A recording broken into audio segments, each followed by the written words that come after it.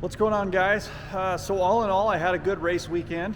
I was pretty pleased with the car. I didn't expect to go out there and try to place first or anything like that. I just wanted to see if I could be competitive. I ended up taking second position, but I was still about 6/10 of a lap behind the guy in first place.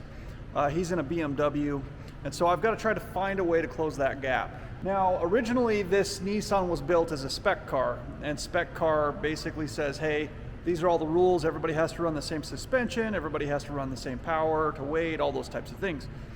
Now I'm building an ST4 car, and ST is like a builder series. So you have a bunch of different options of what you can do. I can do aero, or I can do power. I can do this tire or that tire. And there's things that, you can add more power if you go with a worse tire. You can add more power if you go with less aerodynamics.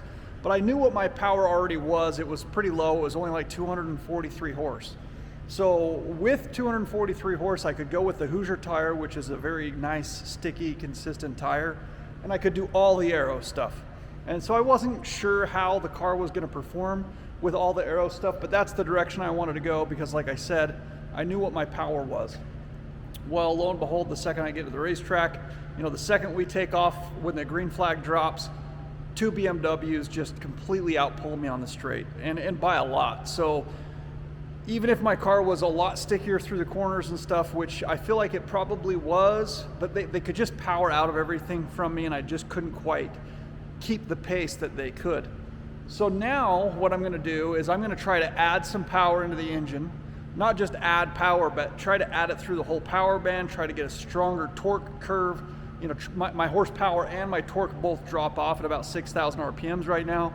I can push this engine to 7,000 RPMs and try to get the torque to at least stay flat through that 6,900, 7,000 RPMs, and try to get the horsepower to just keep climbing all the way to the end.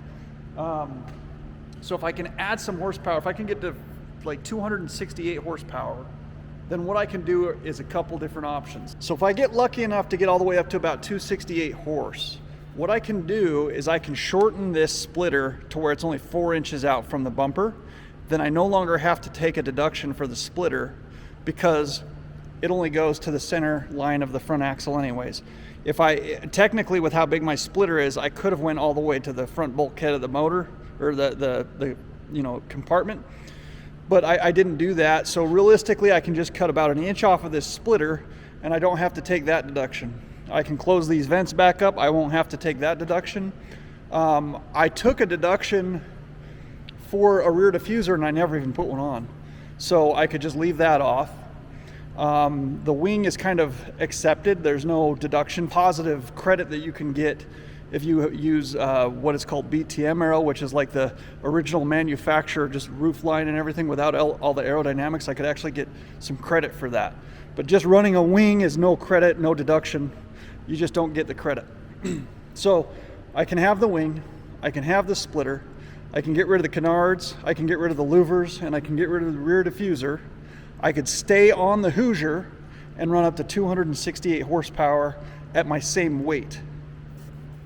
So that's pretty much the magic sauce for the BMWs. That's what they do. They're all about the Hoosier tire, running lightweight, as much power as they can get, and still having the wing and the splitter without getting the deductions. So I think that if I can get that kind of power out of this car, that's going to have to be what's the secret sauce in this as well. But if I can't quite get there, then I think the one thing that I'll keep is probably these front fender louvers, because I know they're letting a lot of that pressure come out from underneath the buildup of this fender, which kind of creates lift going down the straights.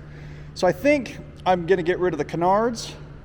I'll definitely get rid of the rear diffuser, and if I make enough power, I'll also cut the splitter down to 4 inches. So those are all my options right now that I can kind of dink with. And then to add power, got a couple different things. So I'm going to go with this Kinetix upper intake manifold for to replace this intake right here. Okay, so that's going to be gone. This other intake manifold allows a little bit more airflow. I'm gonna go with Z1 Motorsports Race cold air intake. So it's the Race one is the, I believe it's a 3-inch pipe all the way through, so it doesn't compress down to a smaller area for the mass airflow sensor. So this is gonna be the cold air intake. I'm gonna do the 75 millimeter throttle body. So it's the bigger throttle body. I don't know how old the spark plugs are, so I'm gonna throw some new plugs in it. I know that the injectors are probably pretty old. I'm gonna throw some new injectors in it.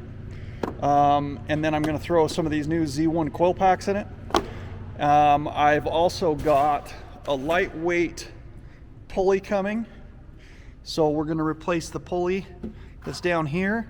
I will also take out this pulley that doesn't need to be here and eliminate it, and add in a smaller belt. And then we'll take the car in.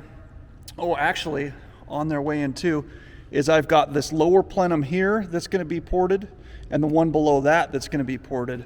So I'm doing pretty much everything I can possibly do for bolt-ons. And then with that, hopefully, we'll go get the car tuned, and we can I will leave the car at the tuners all day long. We'll sit there and play with it over and over, and we're gonna try to see where our peak numbers are and what seems like the best. Like if my torque curve can be really strong around 263 horsepower, and I can leave off 5 or 6 horsepower, but still have that really strong torque curve, then I can leave one of my aerodynamic treatments.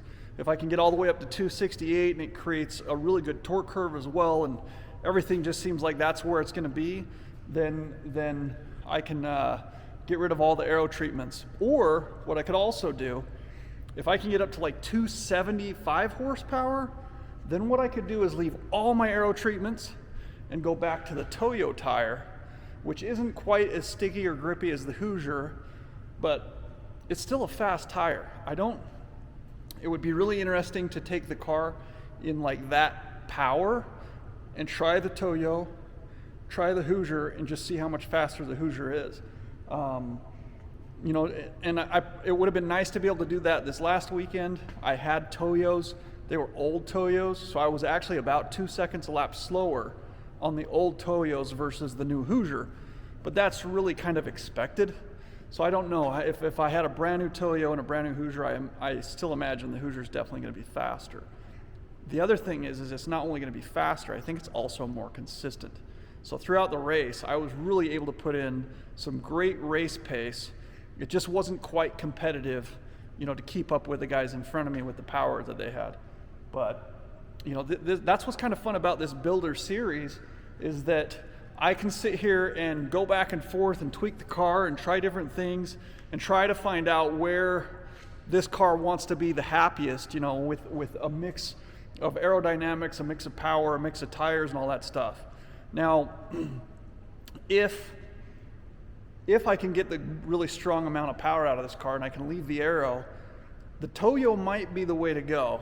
And the reason why is, if I can get in front of those guys by turn 1, or even within the first lap, because the Toyos come on real fast and they feel really good right away. It seemed like those BMWs took just a little bit longer to come in to get their speed up. So if I could get on the Toyo and get in front of those guys, they would have a really difficult time getting back by me. I wouldn't necessarily just drive defensive or anything like that, but I've always found that if I drive close to perfect laps, even if they're a tad bit slow, but if you drive perfect laps, it's so hard to get by somebody, especially when the cars are very similar in pace. So those are kind of those little games that you want to play. But realistically, I'm excited about the Z platform. It's kind of hard to know. There's not really anybody that's in the Z platform that's competitive on a national level, that's going to be in the top 5 or on the podium in a Z. They're all BMWs. So I'm going to just sit here and keep on tinking with this Z until I find a way that I'm either going to be competitive with those guys on a national level, or maybe the Z platform just isn't the right way to go because, it just can't quite create the type of power that you need at the right times on the racetrack. But we're just going to keep on messing with it. I did also change suspension. I haven't done that yet. It hasn't came, but I ordered some new suspension. I'm on some KW Club Sports right now. They're not very adjustable. I'm going to go to a JRZ setup. So when those come, I'll have a video on that as well. Those JRZs are awesome. That's what's on the Mustang that I'm running. They're a great suspension. There's really good support from the guy that's building them for me. So I'm pretty excited about that. It's going to be great.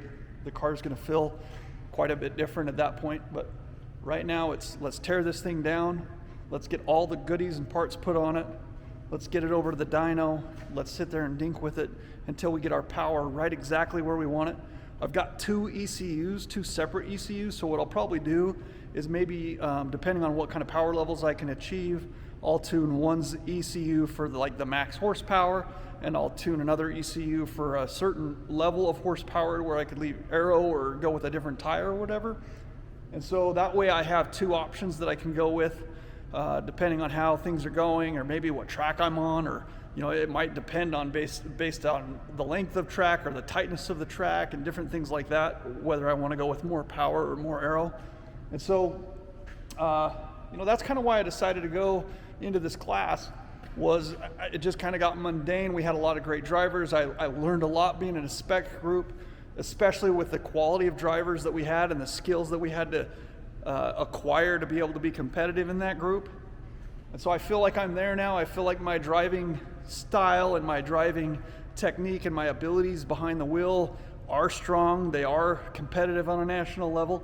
But can I build a car that can be competitive on a national level that I get to drive? So that's the goal. That's where we're at, and that's what we're already pushing for.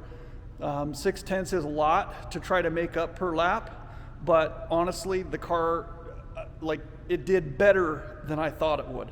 I knew I had a lot of ground to make up, and just with the things that we did so far on the car, I feel like I made up a ton of ground. Now, suspension alone should really help me make up quite a bit of that ground that I'm already behind these guys in. The car was bouncing a lot all over the place, coming off curbs that didn't really like it a whole lot, but the car was still consistent and still fast. So I think suspension alone is going to help close that gap. Power is going to help close that gap. And then it's just going to come down to driving. So hopefully it works. Wish me luck. And if you guys have any questions, feel free to ask.